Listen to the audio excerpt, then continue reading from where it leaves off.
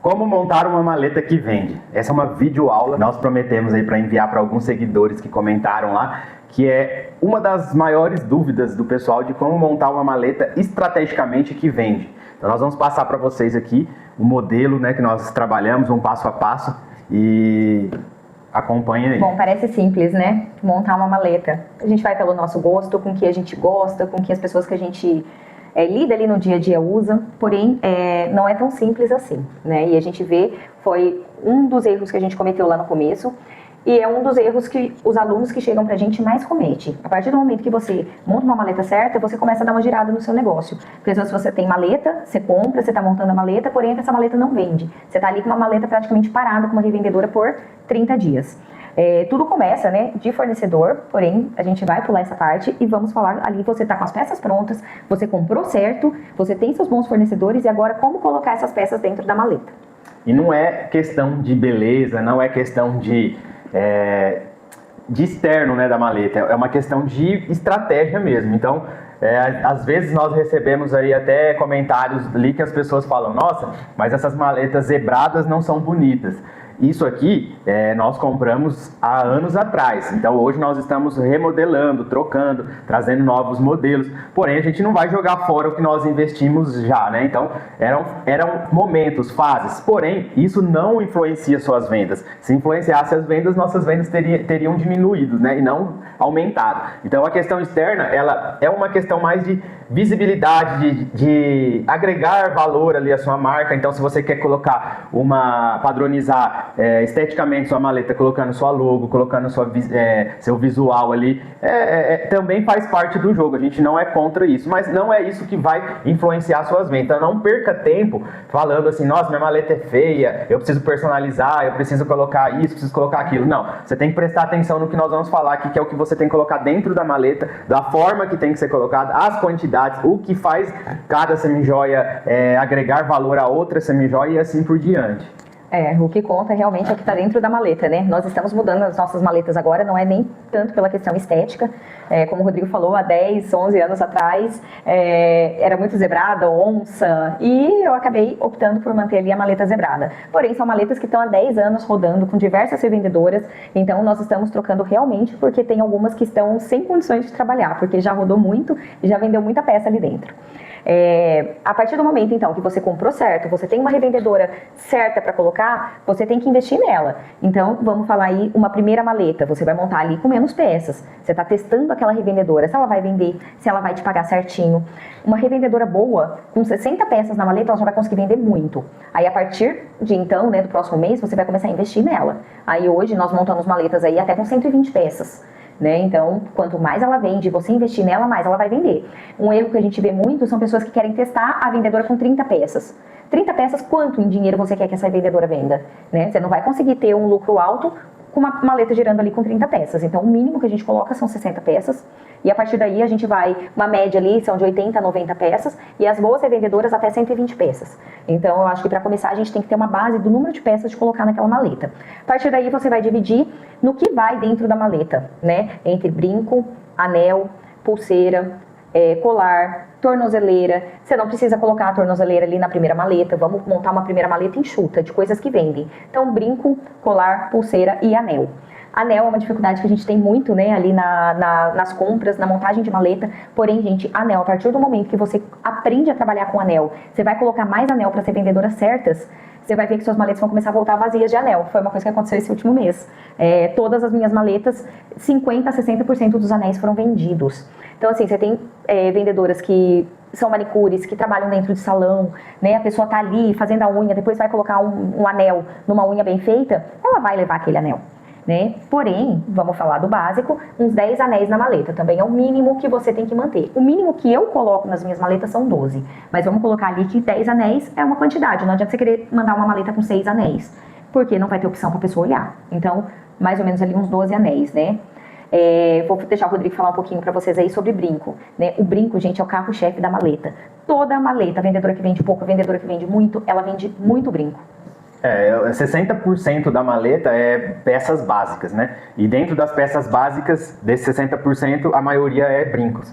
Então, assim, nós temos que acertar nesse posicionamento, porque é o que mais vende, né? Então, assim, as outras peças vão agregar valor a esse conjunto. Então, prestar atenção nessas compras. Lá dentro da mentoria, a gente acaba fornecendo a lista de fornecedores exatamente para isso, para acelerar o seu processo, para você não ficar precisando quebrar a cabeça, igual nós que não viemos de mentoria, né? Na nossa época não tinha, então nós fizemos o quê? Compra, teste, até acertar o número ali de fornecedores que a gente trabalha hoje.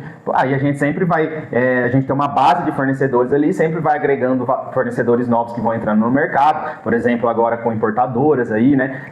Aço inox, nós vamos trocando de fornecedores, não trocando, mas agregando e sempre mantendo contato com os fornecedores antigos, seja semi-joia pronta, seja bruto, galvânicas, vamos estudando possibilidades com novas galvânicas, sobre valores, sobre qualidade, verniz cataforético que mudou muito há anos, né, vem melhorando. Então tudo isso é uma questão que nós entregamos para acelerar o seu processo ali dentro da mentoria. Então você tem que acertar essa compra, acertando a sua maleta, acertando a quantidade de peça, igual anel, brinco, pulseira, tornozeleira, você vai começar a vender sozinho, o negócio começa a fluir e de repente você só faz essa gestão, para de se preocupar com outras coisas. O mercado é muito dinâmico, né? Como o Rodrigo falou. Tudo muda muito rápido. Então você tem que estar aberto a essa tendência, né? Tá antenada no mercado para você ser a primeira a ter as coisas certas na sua maleta, para você também poder ter lucro, igual o aço inox. Fim do ano passado começou já a era do aço inox. E agora, gente, o aço inox está vendendo muito. É o valor que é super acessível, né? São as peças que vêm da China, que entra muito rápido no Brasil. As importadoras, até o fim do ano passado a gente estava comprando só bruto, agora a gente entrou com importadora, a gente entrou com semijoias prontas de fornecedores, que hoje, por exemplo, com cordão baiano, a gente está comprando mais barato na semijoia pronta do que mandando banhar. Então, por isso que você tem que ter todos esses contatos, né? Igual eu falo, a gente nunca exclui nada, porque daqui 3, 4 meses, às vezes muda, as importadoras param de trazer, compensa a gente continuar comprando o bruto. Então, todo mês a gente está analisando o mercado para ver o que compensa, né? Porque é uma gestão, né? Você não está vendendo para público final, você está gerenciando o seu negócio. Então a maleta é uma empresa, é uma vitrine, são várias lojas espalhadas ali com várias revendedoras, por isso que não é tão simples assim o comprar e vender, você tem que estar tendo lucro, né?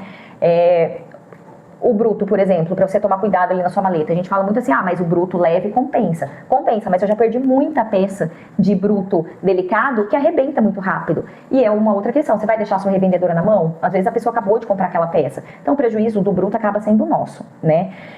Uma coisa também que vende muito é pulseira e colar. Mais ou menos a mesma quantidade. Antes eu colocava muito mais colar do que pulseira na maleta. Porém, eu andei vendo assim, que pulseira a pessoa gosta de usar bastante. Então, pulseira, você tendo um mix legal ali, são coisas que vão agregar dentro da sua maleta. Dificilmente a pessoa vai comprar só uma pulseirinha. Ela vem, ela compra 2, ela compra 3. Então, é você saber também trabalhar. Vira e mexe, eu coloco peças diferentes na maleta. Então, umas peças mais robustas. Então, tem um mês que eu vou ali e vou comprar bastante bracelete. Inverno, usa muito bracelete grosso, né? Por cima de blusa. Então, pega um mês e invista. Você vai ter peças diferentes. Porque o básico vende. Porém, também, você tem que ser conhecida por sempre ter tudo. Ter peças diferentes, peças robustas. Porém, as pessoas querem o quê? Diferenciação com preço bom. Então, é aí que entra a questão de você trabalhar isso como um todo. Então é isso, né? Não se preocupe então com a parte externa da maleta, mas se preocupe com o que você vai colocar lá dentro, o que você vai agregar, o mix de produto que você vai colocar, a quantidade, os preços. Nada é precificado à toa, assim, não precificamos padronizado, tabelado, cada peça precificada de acordo com o seu valor. Aí agregamos valor à mercadoria com estratégias, né, de campanha, de remarketing e outra, agregamos com brinde, com comissão, tudo isso é um processo que envolve dentro da sua equipe. Então você tem que pensar nisso, que são vários fatores que você precisa acertar, desde a compra da maleta, desde a compra da semijoia, tudo isso influencia. Hoje nós vemos aí alguns stories das pessoas comprando umas maletinhas, uns mostruários, os estojos.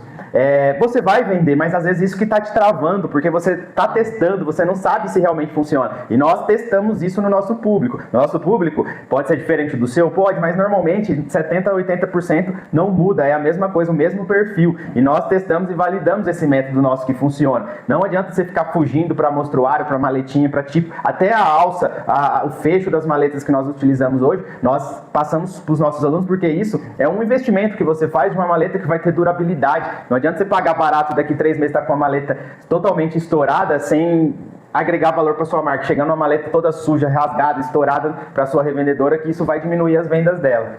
E a montagem da maleta, né, é uma das etapas finais do processo. Então você tem que ter passado por tudo aquilo, né, de compra, de fornecedor, comprar certo, ter a boa revendedora, aí você vai montar uma maleta, né? Então uma coisa puxa a outra. Não adianta você ter peças lindas, uma maleta bem montada, mas se você não conseguiu captar as revendedoras certas, não adianta também você ter a revendedora certa e não saber montar a maleta adequada para ela. Então tudo é um processo, né? Tudo é estudo. Se você não tem condição de pagar uma mentoria, viaje, né? Vá para Limeira, se faz mais sentido para você. Mas não faça nada no escuro, né? A gente tem muito essa noção, assim, essa percepção de que, hoje com a internet eu faço tudo à distância, mas não é assim, né? Igual a maleta, a gente demorou muito para entender qual era o fecho que funciona, né? A semi-joia, vou comprar de uma importadora, mas eu vou comprar à distância. Às vezes você não está comprando o aço inox verdadeiro, você está comprando uma peça que a hora que chega para você o banho é totalmente amarelado. Então, assim, não adianta. Para a gente ter um negócio e viver disso, a gente tem que investir nele, né? Se você ou fazendo uma mentoria ou indo lá pessoalmente, andando, dando a cara a tapa. E a gente fez muito isso no começo, né? Porque a internet nem era tão forte. E a gente andava, e mesmo assim a gente errou muito ali na hora de comprar. Eu tenho peças até hoje da primeira compra que eu fiz. Então, maleta que vende não é a mais bonita, é a mais estratégica. Então, pensa nisso, deixa seu comentário aí, curte nosso vídeo, se inscreve lá no canal para a gente poder fazer mais videoaulas assim e enviar para você que está pensando aí em fazer a nossa mentoria. Então, fique de olho no nosso canal.